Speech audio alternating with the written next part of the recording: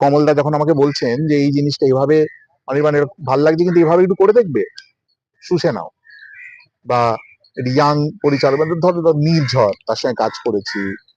শিকারপুর, হ্যাঁ আরো কিছু কাজ হয়েছে আরেকটি। তো ও যেভাবে বলছে, আমার আমার আমার প্রিয় বন্ধু, একসঙ্গে আমরা কাজ করি অভিষেক, ছবি বড় ছবি এখনো তৈরি হয়নি বিজ্ঞাপনের, অভিষেক যেমন ভাবে একটা সিচুয়েশনকে দেখছে, মতের অমিল হতে পারে, অভিনন্দন মানে মতের অমিল হতে পারে, মানে অভিনন্দন যেমন একটা ওর সঙ্গে তেমন ভাবে কাজ করা সুযোগ হয়নি, কিন্তু যেরকম ভাবে একটা জিনিসকে দেখছে বলছে,